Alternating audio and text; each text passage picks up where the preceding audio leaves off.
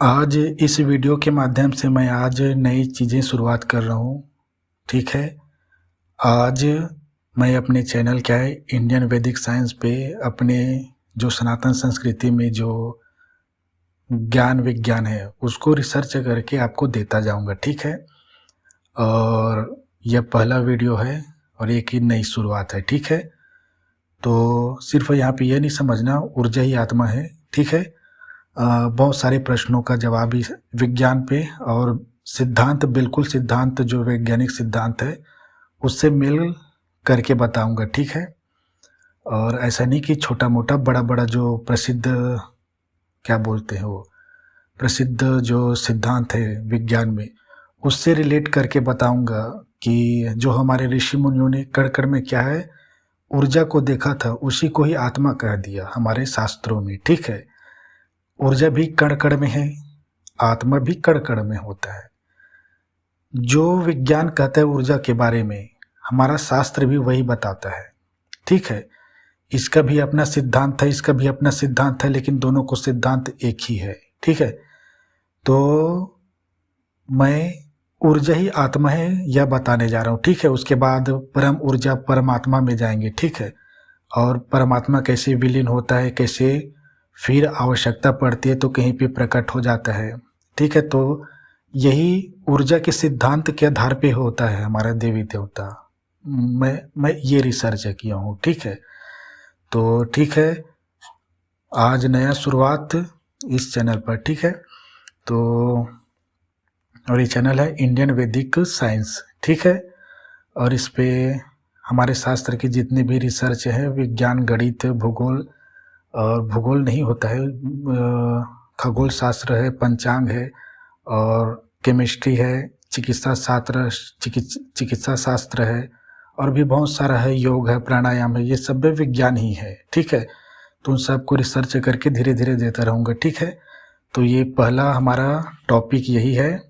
ठीक है, कि आत्मा ही ऊर्जा से शुरू कर रहा हूँ, फिर बहुत सारा जाएंगे। देखो, आत्मा, ऊर्जा और आत्मा एक ही है। बराबर का साइन लगा मतलब समझना, मैथ में बराबर का मतलब होता है दोनों एक ही पक्ष, दोनों पक्ष दाया बाया समान होता है।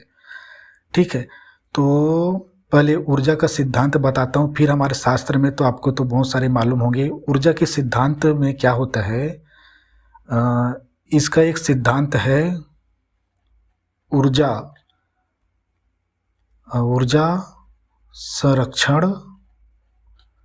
संरक्षण के नियम।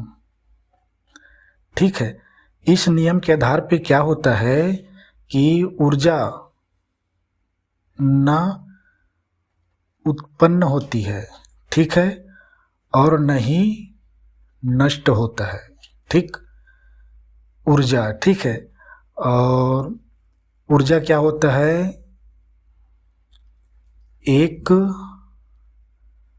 माध्यम से दूसरी माध्यम में क्या होता है, संचरित होती है। ऊर्जा क्या होता है, जैसे आपने देखा है बिजली, ध्वनि ऊर्जा, और बहुत सारे ऊर्जा होते हैं, यांत्रिक ऊर्जा जो भी रहे। ठीक है, ऊर्जा मतलब समझना एनर्जी है। ठीक है, एनर्जी, पावर, ये सब अभी इंग्लिश में भी करके दिखाऊंगा। तो ये ऊर्जा संरक्षण के नियम यही है कि न ऊर्जा नष्ट होती है, न उत्पन्न होती है। ठीक है, लेकिन ये एक माध्यम से दूसरी माध्यम में क्या होती है, संचरित होती है। ठीक है, अभी छोटा सा दिखा रहा हूँ, सेम टू सेम ऐसा ही है। आत्मा का क्या है, आत्मा का सनातन सिद्धांत क्या कहता है, तो आप सभी सुनते हैं कि आत्मा न जन्म लेती है और न ही मृत्यु को प्राप्त होती है, न मरती है। ठीक है, आत्मा क्या होती है, एक शरीर से दूसरी शरीर में क्या होता है, संचरित होती है, आती जाती है, जिसको पुनर्जन्म कहते हैं। ठीक है, एक शरीर से दूसरे शरीर में संचरित होती है, यानी इसको पुनर्जन्म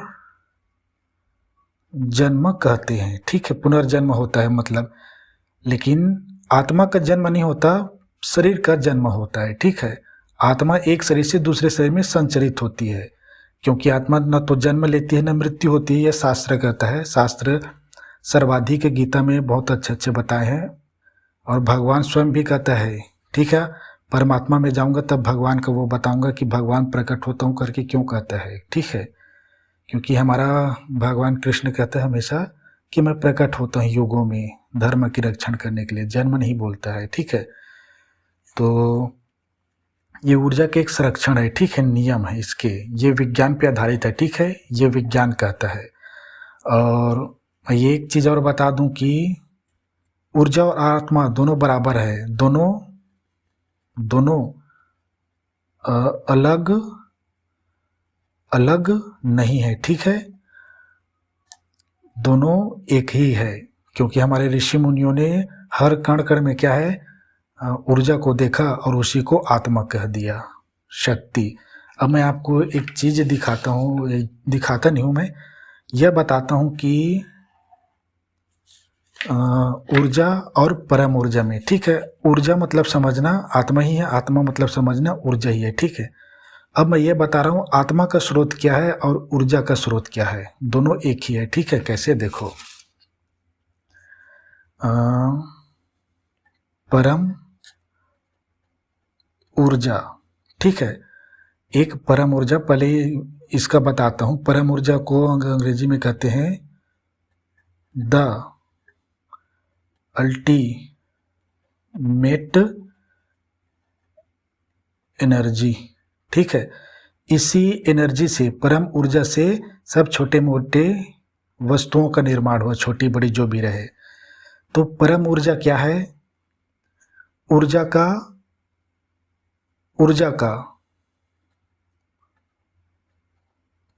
का मूल स्रोत है।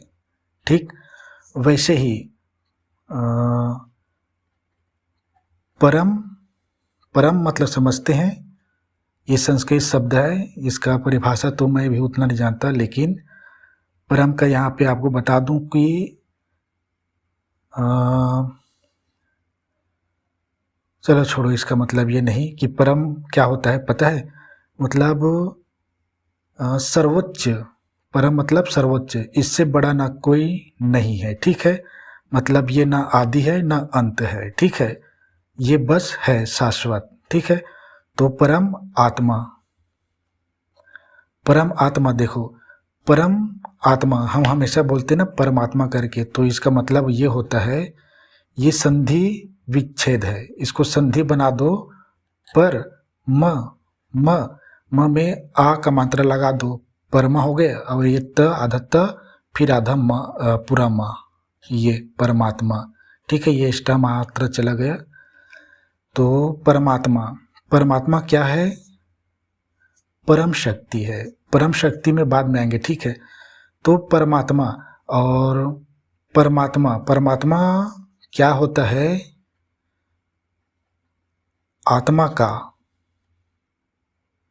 आत्मा का क्या होता है, मूल स्रोत होता है। यह शास्त्र कहता है, ये आपको बताने की जरूरत नहीं। मतलब कहता है प्रत्येक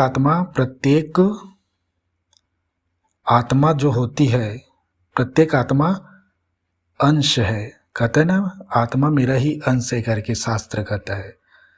तो आत्मा का मूल स्रोत होता है परमात्मा। ठीक है, परमात्मा, और ऊर्जा का मूल स्रोत होता है परम ऊर्जा। इसको अंग्रेजी में अल्टीमेट एनर्जी कहते हैं, यानी परम ऊर्जा। अब मैं ये बता रहा हूँ कि क्या ऊर्जा और आत्मा परमात्मा क्या है, इस धरती में है कि नहीं है, मतलब पूरे ब्रह्मांड में है कि नहीं। तो यह देखो, विज्ञान कहता है ऊर्जा को पहले बताता हूँ, हर चीज ऊर्जा से बनी है, कहता है बनी है।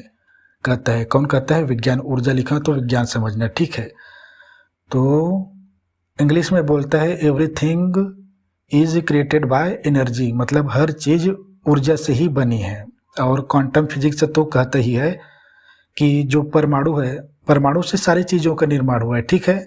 और जो परमाणु है, क्वांटम फिजिक्स से कहता है, क्वांटम फिजिक्स कहता है ऊर्जा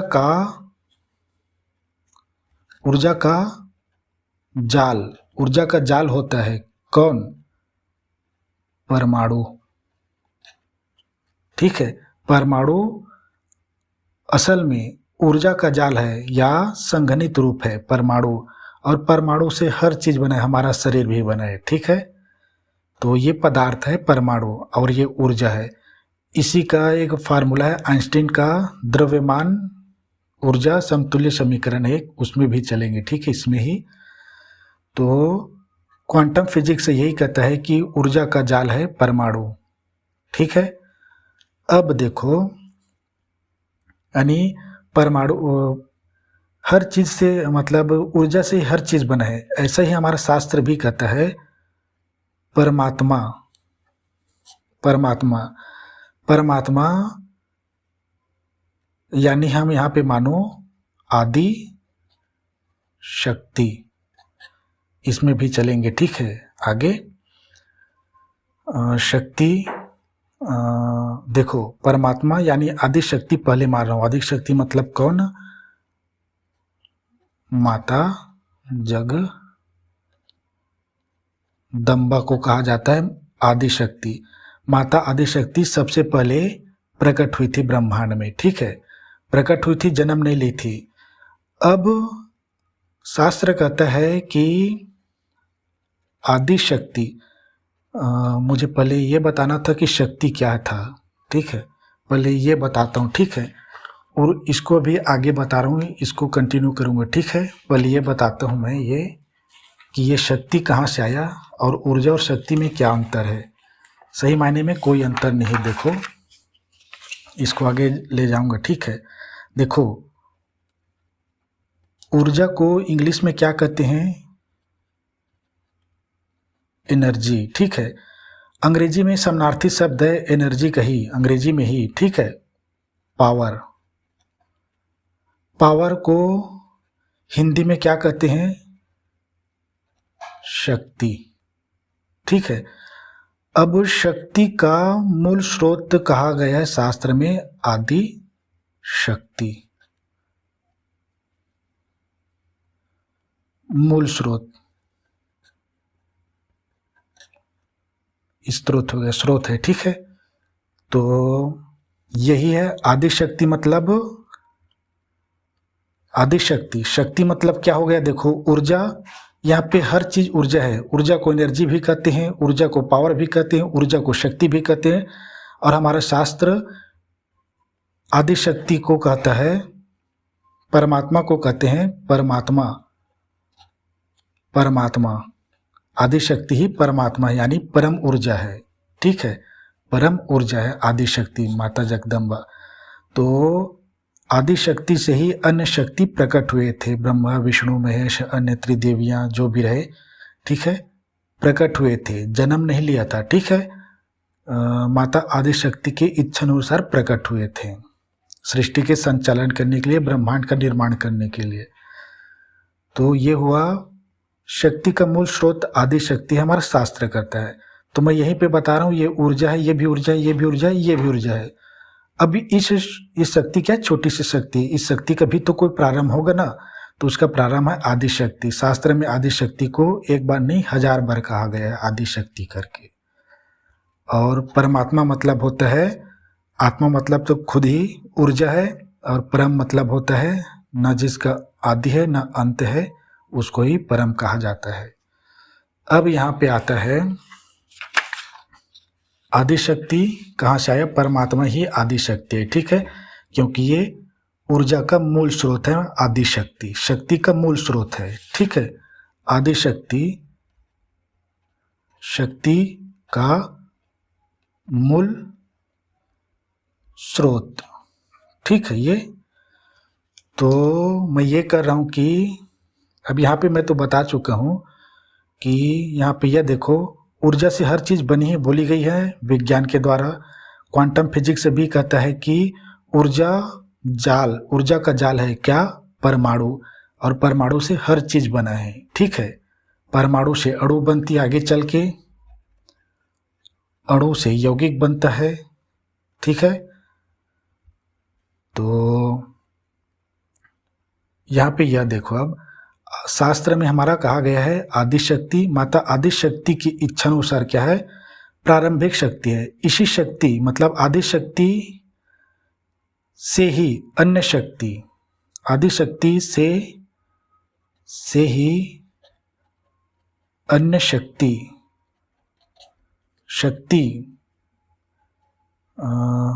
ब्रह्मा, ये ब्रह्मा है, ठीक है। ब्रह्मा, विष्णु भगवान और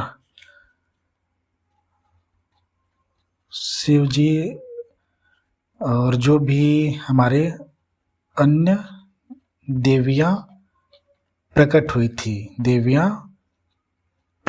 थी, जन्म नहीं हुआ था। जन्म उसका होता है जो मरता है, शरीर का हमारा जन्म होता है क्योंकि शरीर मर जाता है। आत्मा का जन्म नहीं होता, वो एक शरीर से दूसरे शरीर में संचरित होती है ऊर्जा की भांति, ठीक है, ऊर्जा की भांति। तो अब यह आगे यह है कि और यह चीज़ एक और बताता हूँ, यहाँ से देखते हैं कि क्या हर चीज़ में ऊर्जा है, ये तो विज्ञान कहता है, ठीक है। इसको मैं आगे बढ़ा रहा हूँ, ठीक है। मैं ये बोल रहा हूँ कि अन्य चीज़ों का निर्माण हुआ था शक्ति से ही, और शक्ति को यहाँ आत्मा ही मानना ना, ठीक है। यहाँ पे शक्ति यानी आत्मा ही है। आत्मा क्यों है? क्यों परमात्मा का अंश है आत्मा, शक्ति का अंश, आदि शक्ति का अंश है शक्ति। तो दोनों समान है ना, परमात्मा और आदि शक्ति में कोई अंतर है? नहीं है। वैसे ही शक्ति और आत्मा में कोई अंतर है? नहीं है। तो आदि शक्ति का शक्ति मतलब छोटा सा अंश शक्ति है, परमात्मा का अंश आत्मा होता है, आदि शक्ति का अंश शक्ति, मतलब ये सब चारों एक ही है बोल रहा हूँ मैं। अब यहाँ से यह देखो कि विज्ञान कहता है हर चीज़ क्या है, ऊर्जा से बनी है, हर चीज़ ऊर्जा से बनी है बोलती है विज्ञान। लेकिन हमारा शास्त्र भी तो कहता है हर कण कण कण में क्या है, वही परमात्मा विद्यमान है। तो क्या पत्थर में भी परमात्मा है? शास्त्र कहता है तो है। क्या है? वो ऊर्जा और आत्मा के मिलन से, यानी आधुनिक मिलन है, ठीक है। आधुनिक विज्ञान और जो हमारे प्राचीन ज्ञान का मिलन है ये आत्मा और ऊर्जा। ऋषि मुनियों ने क्या किए थे, आत्मा नाम दे दिए, हर कण में ऊर्जा देखी थी तो मतलब हर कण में शक्ति देखा, उनको आत्मा कह दिया। और विज्ञान उसको भी देखा, विज्ञान ने किसको, ऊर्जा को, और ऊर्जा को देखकर उस पर रिसर्च किया और ये भी आत्मा की तरह ही व्यवहार करती है, क्योंकि दोनों शक्ति ही है भाई। ऐसा नहीं कि आत्मा को ही शक्ति माना गया है हमारे शास्त्र में। हमारे शरीर में जो शक्ति है प्राण शक्ति, वो क्या है, आत्मा ही तो है। यहाँ पे और लिख लो, प्राण शक्ति सब क्या है, पावर ही है, ठीक है। सब क्या है, एनर्जी ही है, ये सब क्या है, ऊर्जा ही है, ठीक है। इसका मूल स्रोत आदि शक्ति है, परमात्मा है, परम ऊर्जा है, ठीक है। ये सब कई नाम ले रहा हूँ, ठीक है, समझने में थोड़ा सा वो हो सकता है, ठीक है। तो यह देखो, शास्त्र क्या, विज्ञान कहता है हर चीज बना है किससे, ऊर्जा से। तो क्या क्या पत्थर मिट्टी में भी आत्मा है? ठीक है। तो देखो, परमात्मा क्या कहता है, हर कण में हूँ बोलता है। ठीक है, हर कण कण में हूँ। और हमारे ऋषि मुनियों ने हर कण कण में क्या है, एक शक्ति देखा है। इसीलिए तो हमारे यहाँ जल, पेड़ पौधे, मिट्टी, हवा और अग्नि, सूर्य, ये पत्थर सब की पूजा करते हैं, क्योंकि हर एक चीज़ में क्या है, परमात्मा है करते हैं। और ऊर्जा भी हर एक चीज़ में, अभी जितना बोला उस नाम वो सभी में है। तो यह देखो, क्या पत्थर मिट्टी में भी आत्मा है? तो हाँ भाई, ऊर्जा के आधार पे तो है, पत्थर में तो ऊर्जा है। ठीक है, यह देखो, मैं शुरू ये करूं कि जैसे जीव में क्या है, आत्मा है। पेड़ पौधे में क्या है, आत्मा है। ठीक है, इन दोनों में आत्मा है। तो क्या पत्थर में आत्मा है? परमात्मा बराबर समझ लो, परम समझ लो, नहीं वो बताया था, परम ऊर्जा। ठीक है, तो परमात्मा कहता है कण कण में हो करके। और आप देखोगे पत्थर में, इसमें हम भौतिक तरह के भौतिक विधि से हम इसमें जान सकते हैं कि इसमें आत्मा है कि नहीं। आत्मा मतलब ऊर्जा है कि नहीं पत्थर में। जब पत्थर को हम रगड़ते हैं तो आग निकलती है। ठीक है, और ध्वनि भी। जब पत्थर को घर्षण करते हैं तो आग निकलती है, ध्वनि निकलती है। क्यों निकलती है? क्योंकि पत्थर क्या है, परमाणु से मिलकर बनी है। ठीक है, और जब परमाणु क्या होता है, जब घर्षण करते हैं तो परमाणु टूटती है आपस में। घर्षण करते आपस में तो परमाणु टूटती है। टूटने से क्या होती है, आग निकलती है। इसका मतलब ये आग क्या है, ऊर्जा ही तो है। ठीक है, तो मैं ये कह रहा हूँ कि जब परमात्मा कहता है कि मैं कण कण में हूँ, तो ये पत्थर में भी है। हमारे अंदर जो आत्मा है, मनुष्य, ये मनुष्य में आत्मा है, जीव में आत्मा है। ठीक है, पेड़ पौधे में आत्मा है। जब कहता है कि मैं जीव जंतु पेड़ पौधे सब में मेरा अंश है, इसमें क्या आत्मा क्या है, अंश है। ठीक है, अंश है, परमात्मा का अंश है। तो पत्थर में भी तो परमात्मा का अंश है, कण कण में हूँ तो, यानी परमात्मा खुद मनुष्य में है, जीव जंतु पेड़ पौधे सब में, तो पत्थर में भी है बोलता है। तो पत्थर में जो भगवान विराजमान है वह भी आत्मा ही कहलाएगी। ठीक है, तो ऐसा नहीं, आत्मा क्या है, भगवान का अंश है। ठीक है, अंश के आधार पे समझो, आत्मा परमात्मा का अंश है। आत्मा मनुष्य में, पेड़ पौधों में, तो पत्थर में भी हूँ बोलता है। तो इसमें भी पत्थर में आत्मा है। ठीक है, लेकिन इसमें चेतन नहीं होता है। चेतन मतलब क्या होता है, जीवन। ठीक है, जीवन नहीं होता है, बस ऊर्जा तो है पत्थर में, पेड़ पौधे में भी ऊर्जा है, जीव जंतु में भी ऊर्जा है, मनुष्य में भी ऊर्जा है, लेकिन इनमें चेतन है।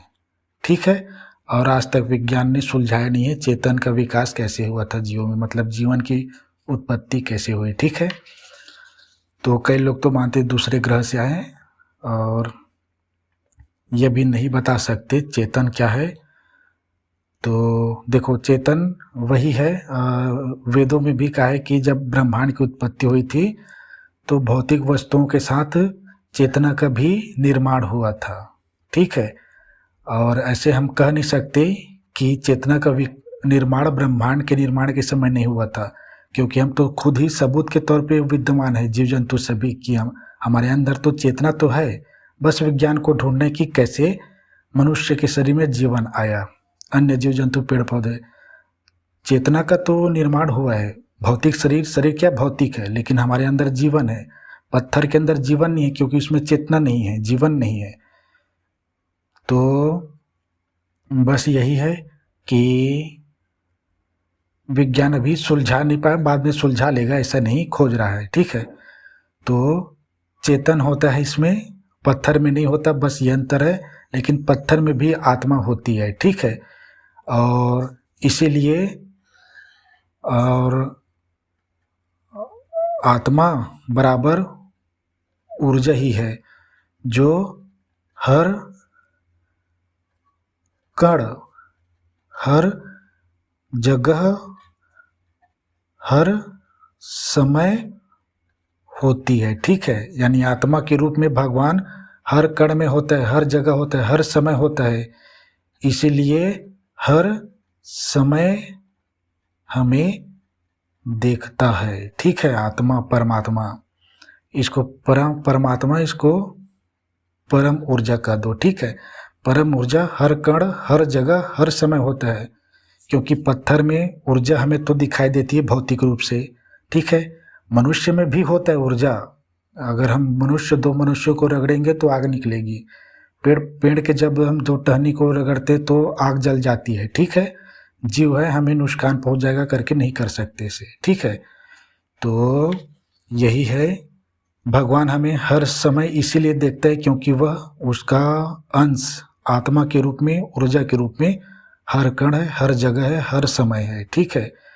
हर जगह व्याप्त है, यानी सर्वव्यापी है। इसीलिए सर्वव्यापी है क्योंकि विज्ञान भी कहता है हर जगह ऊर्जा ही ऊर्जा है। कोई भी चीज, वो क्या है, पदार्थ जो दिख रहा है आपको, क्या बोलते पदार्थ, जैसे लोहा, तांबा, पीतल, जो भी रहे, अन्य तो प्लास्टिक हो गया, टायर हो गया, गाड़ी मोटर, घोड़ा गाड़ी, जो जितने भी चीज़ें दिख रहा है वो सभी पदार्थ है जो दिख रहा है। और एनर्जी क्या है, दृश्यमान नहीं होते, ठीक है। तो आगे यह दिखा रहा हूँ कि, और मैं यह बताना चाहता हूँ कि जब भगवान हर कण है, हर जगह, हर समय है, हर जगह, हर समय, हर जगह होती है, सर्वव्यापी होती है और सर्वज्ञ होता है, यानी सब कुछ देखता है तो सब कुछ जानता है। इसीलिए हमारे मुनियों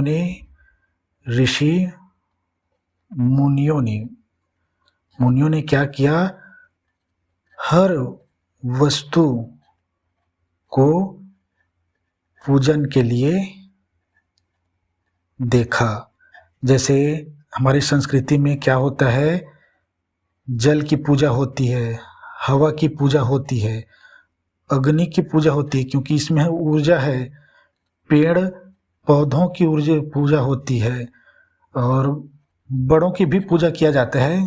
बड़ों की पूजा क्योंकि मनुष्य की पूजा, यानी बड़ों की पूजा यानी मनुष्य की भी पूजा, एक मनुष्य दूसरे मनुष्य की पूजा करता है क्योंकि इसमें भी तो परमात्मा का अंश है, ऊर्जा है इसमें बड़ों में, ठीक है। और छोटों का भी किया जाता है, बच्चों के लिए जो भी व्रत रखते हैं, ठीक है। तो हर चीज की पूजा करते हैं, अन्य जीव जंतुओं का भी, जैसे वराह हो गया, वराह अवतार लिया था ना, और नरसिंह भगवान हो गया, मत्स्य, कच्छप, ये सब क्या अवतार। मछली की भी पूजा होती है, कछुए की भी पूजा होती है, और मगरमच्छ की भी पूजा होती है, सर्प की भी पूजा होती है, बिच्छू का भी पूजा होता है, अगर भगवान शंकर अगर धारण किए तब, ठीक है। तो क्योंकि इन सब में क्या है, परमात्मा का ही अंश है और परमात्मा का ही अंश से ही मिलकर बना है, ठीक है। हर कण क्या है, ऊर्जा से मिलकर बनी हुई है, वैसे ही परमात्मा से ही हर एक चीज मिलकर बनी हुई है। इसीलिए हमारे ऋषि मुनियों ने सबका पूजा करना शुरू कर दिए थे। पत्थर का भी लिख रहा हूँ, ठीक है। पत्थर से क्या है, मूर्ति बनाते हैं, मूर्ति। मिट्टी की भी पूजा करते हैं, भूमि की पूजा करते हैं, हम माँ कहते हैं इसको, ठीक है। तो इन सब चीज, हर चीज जो आपके आंखों में दिखाई दे रहा है, उन सब में क्या है, ऊर्जा है। विज्ञान कहता है, शास्त्र भी कहता है उसमें ऊर्जा है, यानी आत्मा है, ठीक है। हमारे ऋषि मुनियों ने आत्मा कहा, विज्ञान ने उसको ऊर्जा कहा। तो इसीलिए हमारे संस्कृति में इन सभी चीज़ों का पूजा किया जाता है क्योंकि हमारे परमात्मा से ही, यानी माता आदि शक्ति से ही अन्य सभी चीज़ों का निर्माण हुआ है, बना है, ठीक है। तो आगे यह देखो कि यहाँ पे एक चीज़ और है कि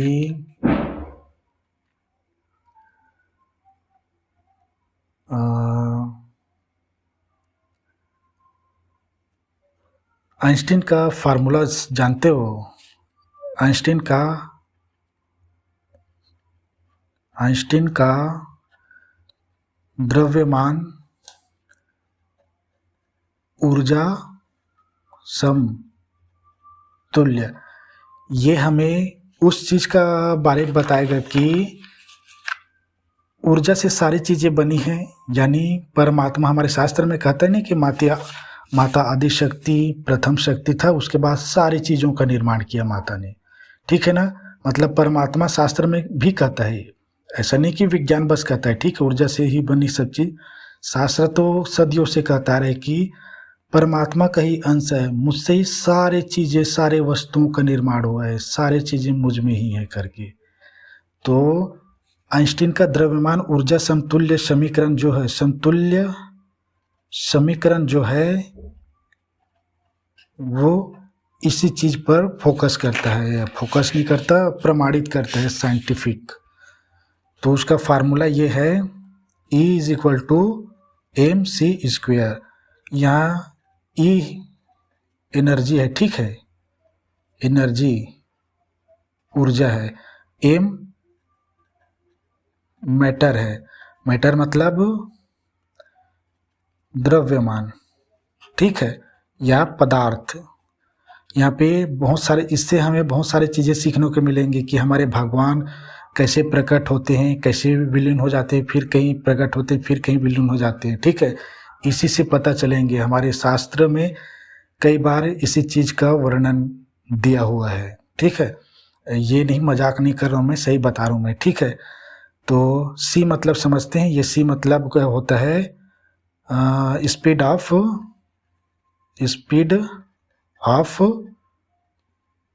लाइट, यानी प्रकाश की गति।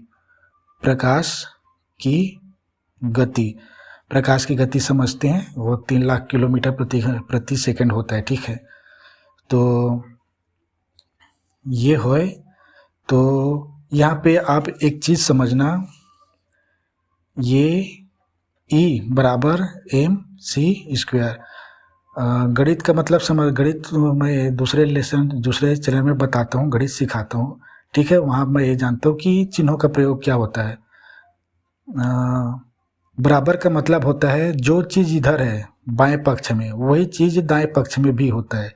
थोड़ा सा एग्जाम्पल पहले बताता हूँ, फिर उससे अच्छे समझाता हूँ, ठीक है। बराबर का मतलब होता है बायां पक्ष और दाएं पक्ष समान होने चाहिए। मान लो बाएं पक्ष में 1 है, बराबर का मतलब यहाँ पर भी 1 होनी चाहिए, ठीक है। मतलब जो चीज़ इस पक्ष में बाएं में, वही पक्ष दाएं में होनी चाहिए। मान लो यहाँ पे E है, तो बराबर में क्या होगा? आप D लिखोगे तो बराबर नहीं है, ठीक है, ये E = E ही होगा, ठीक है। तो वैसे ही अगर इधर ऊर्जा है तो बराबर इधर भी क्या होगा? ऊर्जा ही होगा, ठीक है, ठीक। वैसे ही अगर यहाँ पे ऊर्जा है और यहाँ पे है पदार्थ गुणा में c², तो ये क्या है? ऊर्जा है, और ये क्या है? ऊर्जा है। ये पूरा ऊर्जा ही है। क्यों ऊर्जा ही है?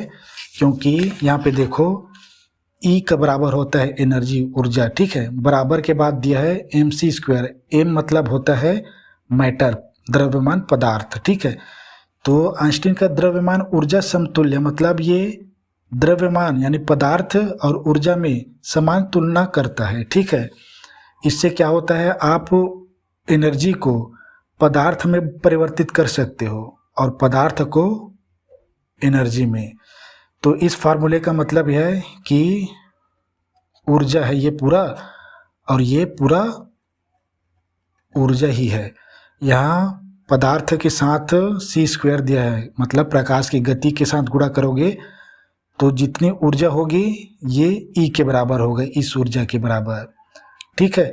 तो मैं ये कह रहा हूँ कि अभी मैं ये बता रहा था, अब मैं ये बता रहा हूँ कि ऊर्जा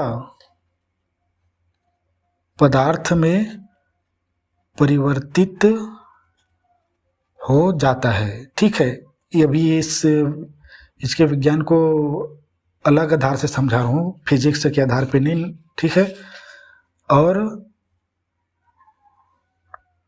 पदार्थ जो होता है ऊर्जा में परिवर्तित हो जाता है। तो आइंस्टीन का ये फार्मूला यह बोलता है कि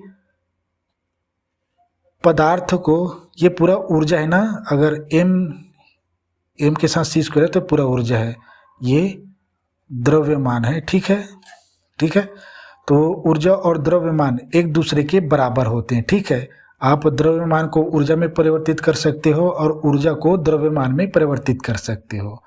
आइंस्टीन का ये फार्मूला यही कहता है और इसी के आधार पे परमाणु बम बना है। ठीक है, परमाणु बम में क्या होता है, थोड़ी मात्रा में यूरेनियम को रख लेते हैं, थोड़ी मात्रा नहीं, कुछ किलो होता होगा। ठीक है, उसको जब ऊर्जा में परिवर्तित करना होता है तो विखंडित कर देते हैं। ठीक है, तो ऊर्जा में परिवर्तित हो जाता है। तो मैं ऊर्जा और पदार्थ में कैसे बदलता है वो बता रहा हूँ। ठीक है, इधर लिखता हूँ ऊर्जा, फिर मैं भगवान के जो क्या होता है, विलुप्त होता है, विलीन होता है अपनी शक्ति का उपयोग करके। इसी फार्मूले से आप समझेंगे। ठीक है, तो ऊर्जा और ये यहाँ पे क्या बताया था, द्रव्यमान। ठीक है, तो यह देखो द्रव्यमान। ठीक है, ये द्रव्यमान। तो इसमें क्या है, जब आप ऊर्जा को क्या करते हो,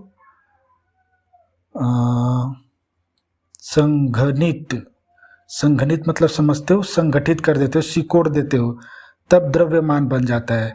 और द्रव्यमान को जब आप विखंडित कर देते हो या विसंघनित क्या कर देते हैं, विखंडित कर देते हैं द्रव्यमान को। जैसे यूरेनियम को विखंडित करते हैं तो बहुत मात्रा में ऊर्जा निकलती है, परमाणु बम जब फूटता है तो। ठीक है, तो ये इसी पे आधारित है। इसको हम पदार्थ बना सकते हैं, पदार्थ को फिर एनर्जी बना सकते हैं। ठीक है, तो अभी तक ठीक है, इसका मतलब यही समझे ना। अब हमारे शास्त्र में हमारे जो देवी देवता है, हमारे देवता क्या है, परम मात्मा है, यानी परम शक्ति है। ठीक है, परम शक्ति ही है। ठीक है, परम शक्ति है, अलग अलग कर दिया, परम शक्ति है। या हम इसको और बोल सकते हैं सर्वोच्च शक्ति, या हमारे देवी देवता क्या है, सर्वोच्च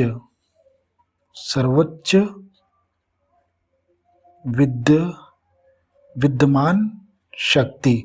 ठीक है, तो हमारे देवी देवता विलुप्त कैसे होते हैं, देखो ऊर्जा व्याप्त होती है, ऊर्जा क्या होती है, अदृश्य होती है। ठीक है, द्रव्यमान दृश्य होते हैं। ठीक है, ये दृश्य होते हैं, ये अदृश्य होते हैं। तो हमारे भगवान जब ऊर्जा फॉर्म में होते हैं, यानी शक्ति, अब इसको मैं यहाँ पे लिख रहा हूँ, शक्ति के फॉर्म में होते हैं तो वो अदृश्य होते हैं, और आवश्यकता पड़ती है तो अपनी शक्ति को संघनित करती है और एक द्रव्यमान यानी पदार्थ जिसे हम अपने हाथ से छू सकते हैं, दृश्यमान हो जाते हैं। यह बताने जा रहा हूँ मैं ये। ठीक है, तो और जब हमारे भगवान विलुप्त होते हैं, देखते हैं ना सीरियलों में कि एक स्थान से दूसरे स्थान पे कभी भी प्रकट हो जाते हैं, यही कारण है। जैसे आप मानो ये विशाल सागर मानो, ठीक है, विशाल सागर मानो, ठीक है, ये अब मैं देखो अपने हाथ से एक बूंद पानी मैं यहाँ से डाल दिया, यहाँ पे एक बूंद पानी डाल दिया। ठीक है, हमारे भगवान कैसे प्रकट होते, अब चूंकि ये पूरा जल है, ठीक है, इसमें पूरा जल है, महासागर है, ये महासागर समझो, महासागर, ये महासागर समझो। ठीक है, इसमें क्या होता है, एक बूंद मैंने डाला पानी, तो ये पानी आप उस एक बूंद को पहचान सकते हो। यहाँ पे बूंद था तो आपके पास छू सकते थे इस बूंद को। अब इसमें महासागर में मैंने एक बूंद डाल दिया, तो अब उसी बूंद को हम क्या है, छू नहीं सकते, मतलब पहचान भी नहीं सकते, यानी विलीन हो गया, विलीन हो गया। ये यहाँ पे दृश्यमान है पानी की बूंद, ठीक है, हम यहाँ पे पहचान नहीं पा रहे। अब मैं महासागर की दूसरे छोर यहाँ पे एक बूंद निकाल लूँ, मैं आवश्यकता अनुसार, कोई भी बिंदु हो सकता है, निकाल लिया। तो मैं कहने का तात्पर्य है कि यहाँ पे मैंने एक बूंद मिलाया और दूसरी छोर पे मैंने एक बूंद पानी निकाल दिया। तो ये एक बूंद क्या है, इस एक बूंद में जो पानी है, जो चीज़ है, मतलब पानी ही है, और यहाँ पे जो एक बूंद है वो भी तो पानी है। उसी प्रकार क्या है, दृश्यमान है आत्मा, पानी में फिर विलीन हो गए समझो, क्योंकि सर्वत्र शक्ति है, पूरा ऊर्जा भरा है भगवान, ठीक है।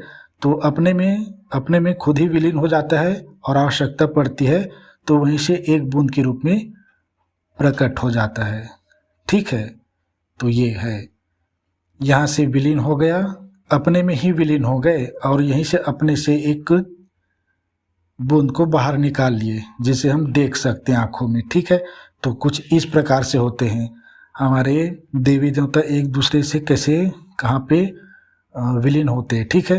तो हमारे शक्ति ही है, पूरे ब्रह्मांड में शक्ति ही व्याप्त है, ठीक है।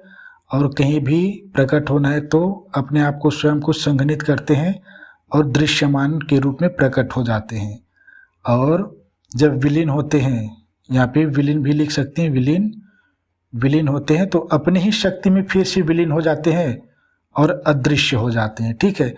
तो ये ऊर्जा और द्रव्यमान एक दूसरे के क्या है, ये साइन बताता है एक दूसरे के परिवर्तन होते रहते हैं एक दूसरे में, ये साइन बताता है। और ये बराबर भी वही बताता है, एनर्जी से हम मास से एनर्जी में कन्वर्जन कर सकते हैं, मतलब कन्वर्ट करते रह सकते हैं। तो आइंस्टीन का यही सिद्धांत बताता है। और जो हमारे शास्त्र में है ना, ये कि कहीं पे दृश्यमान अदृश्य हो गए, कहीं पे दृश्यमान हो गए। तो मुझे लगता है कि भविष्य में जब मनुष्य भी एक ग्रह से दूसरे ग्रह में जाएंगे तो क्या होता है, तुरंत जाना है ना उसको एक क्षण में, तो इसी फार्मूले का उपयोग करके एक ग्रह से दूसरे ग्रह जाएंगे। मुझे लगता है कि मनुष्य अपने शरीर को क्या करेगा, ऊर्जा में परिवर्तित कर देगा। अब उसके बाद दूसरे स्थान पे कहीं पर भी प्रकट हो जाएगा, उसी आणविक संरचनाओं के साथ, उसी सूचना के साथ प्रकट हो जाएगा, ऐसा मेरा अनुमान है, ठीक है। तो इसी फार्मूले का ही यूज़ करेगा, क्योंकि हमारे क्या है कि हमारे पास के जो सौर मंडल है, जिसका सूर्य है पॉक्सीमा क्या है, पॉक्सीमा सॉन्टारी है क्या, सॉन्टारी जो भी रहे, इसका दूरी शायद 4.24 ऐसा कुछ है, प्रकाश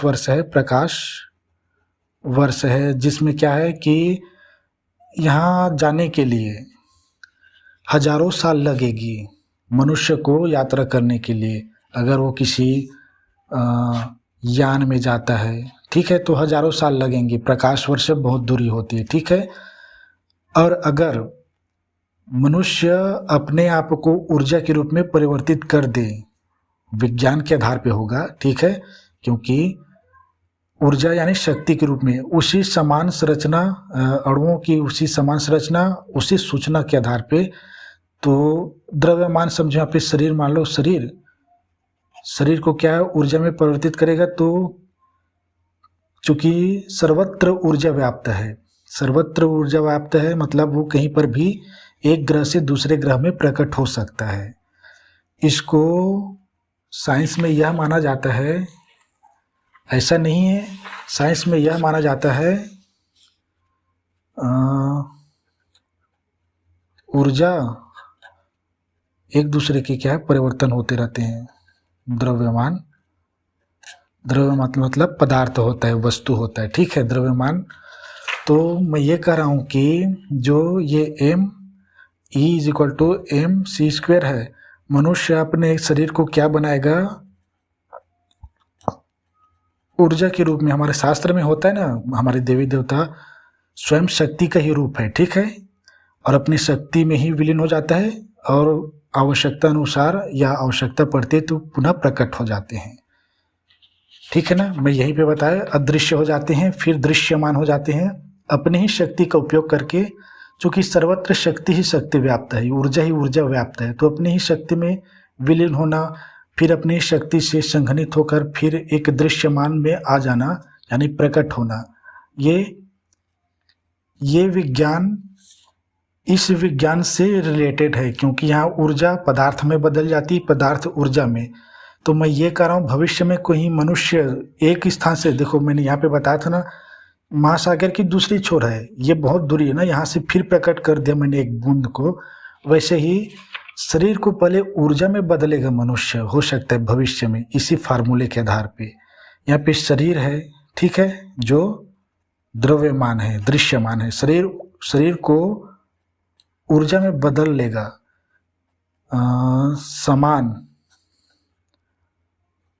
आणविक संरचना के आधार पे जो भी विज्ञान कर लेगा, उसके कोई वो नहीं है कि नहीं कर पाएगा, ठीक है। आवश्यकता आविष्कार को जन्म देती है और इस पे कार्य किया जा रहा है, लेकिन इस पे कार्य नहीं कर रहा है ऊर्जा स्वयं बनाने में, क्योंकि मनुष्य यान में जाएगा दूसरे ग्रह में, क्योंकि पृथ्वी का कहा जाता है कि ये 1.1 अरब वर्ष तक क्या है, जीवन जीने के लायक नहीं रहेगा, क्योंकि सूर्य लाल दानों की ओर चला जाएगा, ठीक है, रेड जाइंट बनेंगे। है तो भी ये 4.2 या 3 कुछ वर्ष तक सूर्य हमारा रहेगा, लेकिन केवल ये 1.1 अरब वर्ष तक जीवन ही रहेगा इस पृथ्वी में, बाकी पृथ्वी खुद ही पृथ्वी पे जीवन नष्ट हो जाएगा, बाद में पृथ्वी समा जाएगा, गर्मी इतनी बढ़ जाएगी कि नहीं जी पाएगा मनुष्य। तो मनुष्य क्या है, दूसरे ग्रह में जाने के लिए ढूंढेगा, तो हो सकता है इसी फार्मूले का उपयोग करे जो हमारे शास्त्र में होता है। हमारे देवी देवता जो भी है, हमारे भगवान पुनः प्रकट होते हैं फिर कहीं पे विलीन हो जाते हैं, तो ऊर्जा के आधार पे मनुष्य हो सकता है विलीन और दूसरे स्थान पे फिर शरीर के रूप में प्रकट हो सकता है। ये हो सकता है आपके शरीर में अगर हड्डी है, मांस है, पानी है, तो वो भी तो किसी न किसी परमाणु से मिलकर बना है, और वो परमाणु क्या है, ऊर्जा ही तो है। यहाँ पे बताया था, कहाँ गया वो,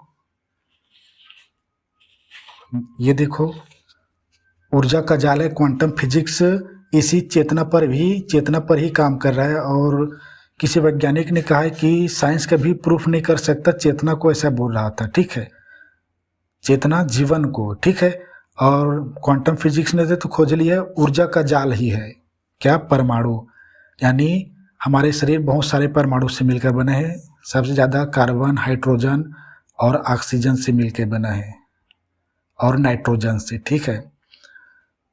तो बस यही है कि भविष्य में हमारे जो शास्त्र में है, विलीन और पुनः प्रकट होने का विधान जो है वह मनुष्य भी कर सकता है। एक स्थान से दूसरे, अगर पृथ्वी पर ही एक स्थान से दूसरे स्थान पे जाना है तो फिर भी ठीक है। और इसमें ये कहा जाता है कि, और इसके आगे मैं ये बता रहा हूँ कि देखो, इसमें यह भी कहा जाता है कि टाइम डायलेशन, यानी समय का क्या होगा, बढ़ना या फैलाव भी बोल सकते हैं। इससे क्या होगा, जब मनुष्य अपने आप को ऊर्जा में बना लेगा, हमारे शास्त्र में जो लिखा है, मनुष्य देवी देवता क्या दूसरे विलुप्त हो जाते हैं फिर पुनः प्रकट हो जाते हैं, तो उसमें टाइम का डिलेशन होता है, मतलब समय का बढ़ना या फैलना। इसको मैं समझा तो नहीं सकता, ठीक है, लेकिन इतना समझाऊं कि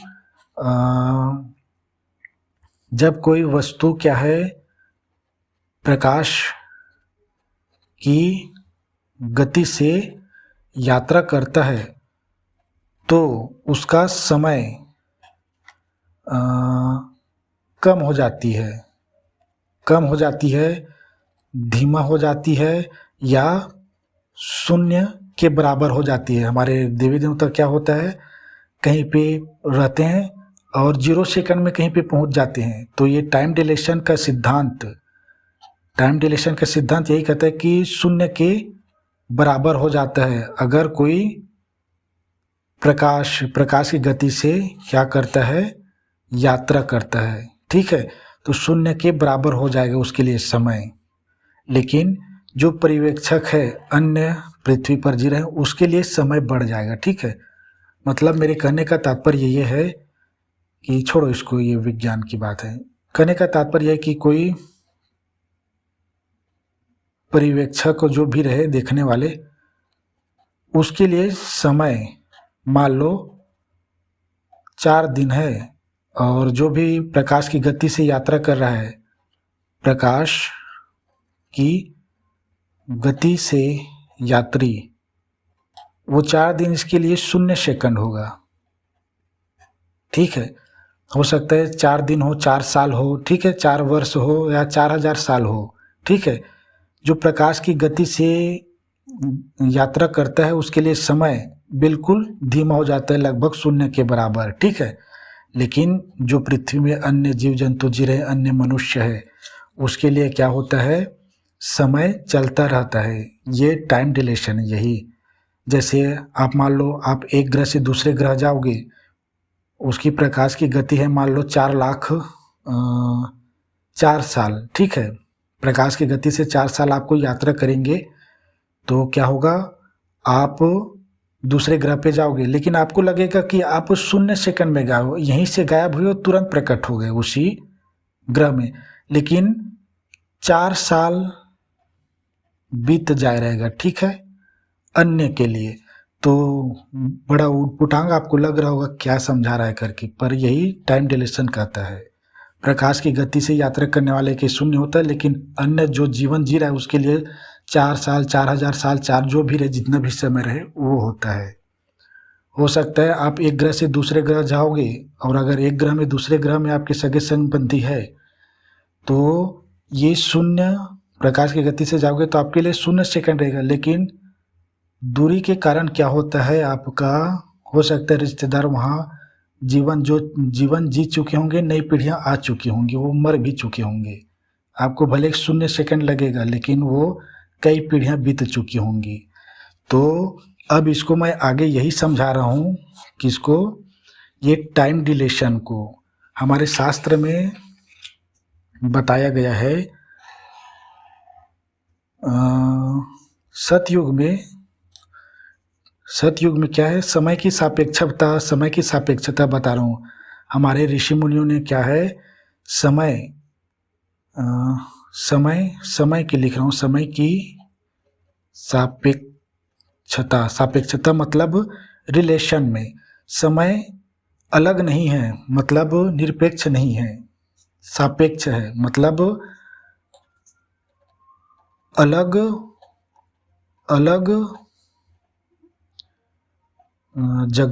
जगह पर अलग समय होता है।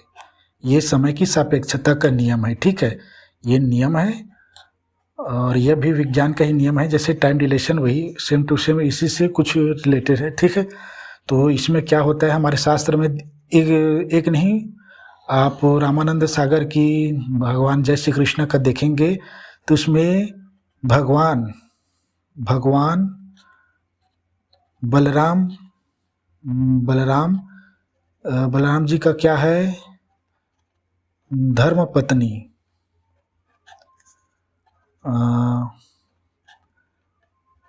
माता रेवती जो होती है वह सतयुग की होती है। ठीक है, जहाँ मैंने पढ़ा है सतयुग की होती है, उसमें भी दिखाया जाता है कि माता रेवती जो होती है अपने मैं ये बता रहा हूँ ना, समय की सापेक्षा अलग अलग स्थान पर अलग अलग होती है। ये हमारे शास्त्र में है। आज विज्ञान इसको प्रमाणित कर रहा है, टाइम डिलेशन को विज्ञान आज प्रमाणित कर रहा है। ठीक है, टाइम डिलेशन भी बताऊंगा, क्योंकि माता रेवती सतयुग से किसमें द्वापर युग के अंत में आती है, लेकिन फिर भी इनके पिता और ये बूढ़े नहीं होते, ठीक है, क्योंकि ये प्रकाश की गति या उससे भी हो सकता है अलग गति हो, तो उससे गति करता है। ब्रह्मलोक जाते पहले अपने पिता क्या है काकुंदी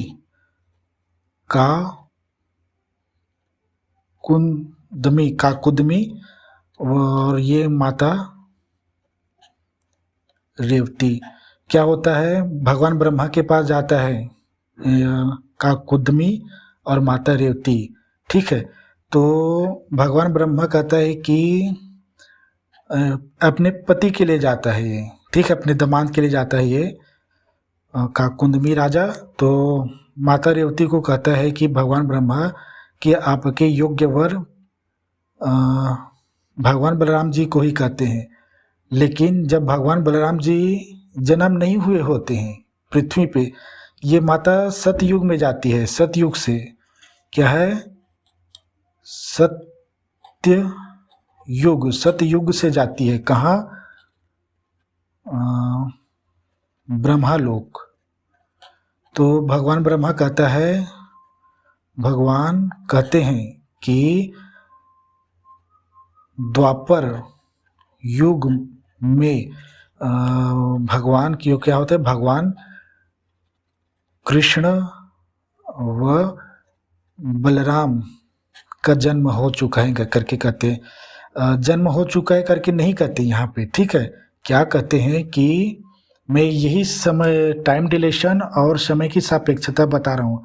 हमारे ऋषि मुनियों ने ये एक नहीं दो बताता हूँ, ठीक है। तो यह कहा था कि आपके योग्य वर द्वापर युग के अंत में भगवान बलराम होंगे करके कहे थे, ठीक है। तो और बोले थे कि आप उनका जन्म नहीं हुआ था, लेकिन आपके जाते तक जन्म हो चुके रहेंगे बोलते हैं, ठीक है, जल्दी जाओ करके बोलते हैं। तो देखो माता रेवती थी कौन सा, सत्ययुगी थी, और बलराम भगवान कितना था, द्वापर युगी था, द्वापर युग में थे, ठीक है। तो देखो टाइम का डिलेशन देखो, भगवान ब्रह्मा बोलते हैं कि आप जितना ज़्यादा यहाँ पे रहोगे, कहाँ पे, ब्रह्मलोक में, उतना ही तेज गति से यहाँ पे किसमें,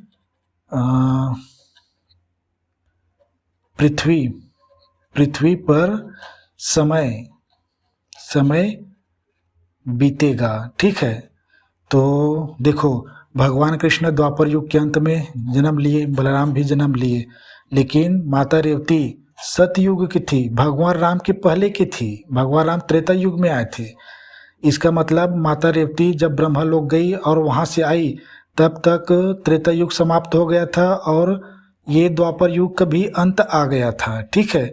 तो ये है टाइम डिलेशन। इनको क्योंकि पृथ्वी में अलग समय था, ब्रह्मलोक में अलग समय था, ठीक है। तो माता रेवती को लगा समय कम लगा, लेकिन अन्य पर्यवेक्षक जो पृथ्वी पर जी रहे हैं उसके लिए बहुत साल, कई युग बीत गए थे, ठीक है, कई युग बीत गए, 2 युग तो बीत ही गया था। सतयुगी थी माता रेवती, द्वापर युग के अंत में आई, थोड़ी देर करती तो कल युग में आती, ठीक है। तो ये है टाइम डिलेशन। आने जाने वाले को भले लगता है समय छोटा है, लेकिन जो पर्यवेक्षक है अन्य स्थान पे जी रहे हैं उनको लगता है समय अलग बीता है, ठीक है, पृथ्वी पर अलग समय चलता है। तो ये समय की सापेक्षता है, गति और समय एक दूसरे के सापेक्ष है, ठीक है, अलग नहीं है। सापेक्षता का नियम यही कहता है, क्योंकि ब्रह्मलोक में समय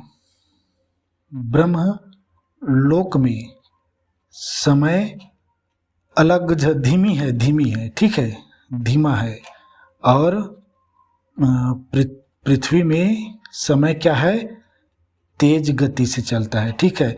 ब्रह्मलोक में एक कल्प और एक प्रलय होता है जो पृथ्वी के 1 दिन और 1 रात के बराबर, नहीं गलत बोल रहा हूँ मैं, ठीक है, उसको नहीं बताता, ठीक है, कल्प और उसमें नहीं चलेंगे।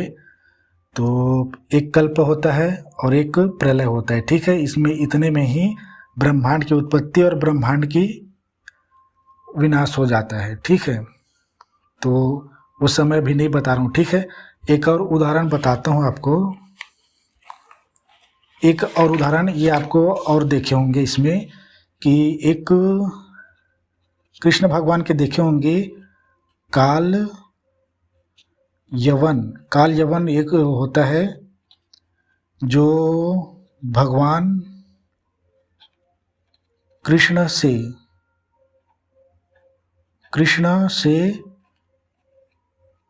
युद्ध की लालसा से आता है। तो भगवान कृष्ण इसको वध करने के लिए एक व्यक्ति चुनता है जो सोया रहता है, ठीक है, एक राजा। और वो राजा कौन सा होता है, कहाँ का होता है, दूसरे युग का होता है, ठीक है। और ये इंद्र का युद्ध में मदद करने के लिए स्वर्ग गया होता है, लेकिन स्वर्ग में 1 वर्ष रहता है। तब तक पृथ्वी में क्या है, एक युग बीत चुके होते हैं। यानी इस राजा को जो सोया था उसको लगा 1 वर्ष, लेकिन इसके सगे संबंधी ये 1 युग बीत चुके थे, समय संगति तो कब का चले गए थे। तो यहाँ पर भी टाइम डिलेशन है, जो हमें ये टाइम डिलेशन हमें बताता है, ठीक है। ये सिद्धांत है, ये समय की सापेक्षता हमारे ऋषि मुनि जानते थे, ठीक है, कि अलग अलग स्थान पे अलग अलग समय होता है। यही समय की सापेक्षता का नियम है, टाइम डिलेशन, ठीक है। तो यही है। ये राजा, आपको पता होगा, भगवान कृष्ण अपने कुछ वस्त्र को क्या है ढक देता है, फिर ये काल यवन लात में मार के इस राजा को जलाता है, और जब सोकर उठता है तो उसकी आंख से क्या होता है, एक अग्नि निकलती है, जिसके कारण ये काल यवन काल के गाल में, ठीक है। क्योंकि इस राजा को इंद्रदेव ने वरदान दिया था कि जो तुम्हें कोई जगाएगा वो उसके आपके आँख से क्या है कि आग निकलेगी, जिसकी आँख से कोई भी जल के चला जाएगा। तो भगवान कृष्ण ने इसको ढक देता है, ये मार देता है लात में, और आँख खोलता है, चला जाता है। क्योंकि ये राजा को जब इंद्रदेव ने बताया कि आपका 1 वर्ष यहाँ पूरी पृथ्वी में 1 युग बीत चुका है, और आपके क्या सगे संबंधी अब वहाँ नहीं रहे, तब राजा कहता है कि मैं अब सोना चाहता हूँ करके, तो सोने का ये वरदान देता है, ठीक है। तो ये भी दूसरे युग के होते हैं, जो द्वापर युग के अंत तक सोए रहते हैं, ठीक है, और सोने के बाद भगवान कृष्ण के समा जाते हैं उसमें, जो भी रहे। तो ये टाइम डिलेशन है। मैंने क्या क्या सिद्धांत, इंग्लिश क्या बोलते हैं, आइंस्टीन का द्रव्यमान समतुल्य सिद्धांत बताया, टाइम डिलेशन बताया। टाइम डिलेशन आपने कई बार देखे होंगे।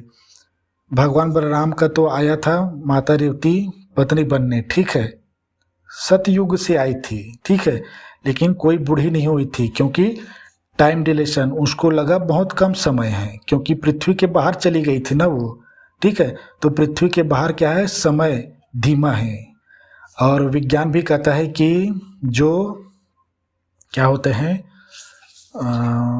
जो ब्लैक होल होते हैं ना, ब्लैक होल होते हैं, ब्लैक होल के पास क्या है, समय धीमी है, ठीक है, धीमा होता है।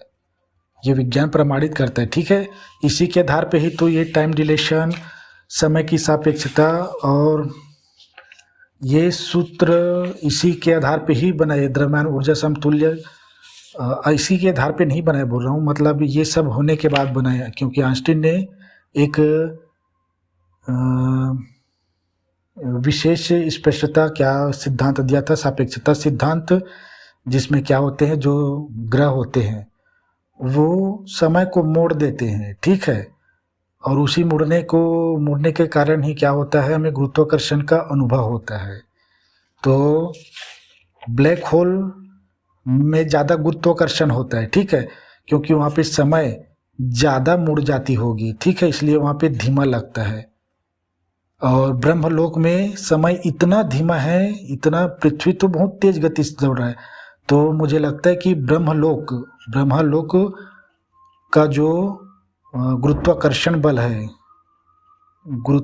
गुरुत्वाकर्षण बल है जो भी रहे वो बहुत अधिक होगा, क्यों? तभी वहाँ पे समय काफ़ी धीमी है। जिसका गुरुत्वाकर्षण अधिक है, अधिक क्यों है? क्योंकि वो समय को मोड़ देता है। आइंस्टीन का एक सिद्धांत है, क्या है? विशेष सापेक्षता का नियम है, ठीक है, और दूसरा है सामान्य सापेक्षता का नियम। तो यही है, ठीक है। आज इतना ही समझो, ठीक है। ऊर्जा से मैंने बहुत चीज़ें आपको बताई, ठीक है। तो नेक्स्ट वीडियो फिर किसी अन्य टॉपिक से रिलेटेड होंगे, रिसर्च होंगे, और आपको बिल्कुल न्यू ज्ञान मिलेंगे, ठीक है। साइंस रिलेटेड, जैसा नहीं किसी के अन्य को कॉपी कर दिया और यहाँ पे आपको बता दिया। मेरे खुद के ही रिसर्च होंगे तभी आपको बताऊंगा, ठीक है। और ये इंडियन वैदिक साइंस है, ठीक है, चैनल का नाम। और जो भी, क्योंकि मैंने, अगर आपने सब्सक्राइब किए होंगे पहले से, तो ये कारण हो सकता है कि मैंने पहले एक भजन डाला था जिसको बहुत सारे ने सब्सक्राइब किया था। करीबन 95 हज़ार लोगों ने सब्सक्राइब किया था। इसलिए मैं अपने ही शास्त्र के कुछ विज्ञान पढ़ा रहा हूँ, इसमें पढ़ा नहीं रहा हूँ, बता रहा हूँ। तो ठीक है, नेक्स्ट अच्छे अपने खुद से रिसर्च का अपलोड करता रहूँगा, आपको देता रहूँगा। और इसमें डेली वीडियो नहीं डाल सकता, ठीक है, लेकिन जब भी रिसर्च करूँगा तो इस चैनल में डालता रहूँगा। और थोड़ा सा मेरा दूसरा काम होता है, कहीं पे गणित का मैं क्लास लेता हूँ, ठीक है। तो ठीक है, आज के लिए इतना ही। नेक्स्ट रिसर्च पे, ठीक है।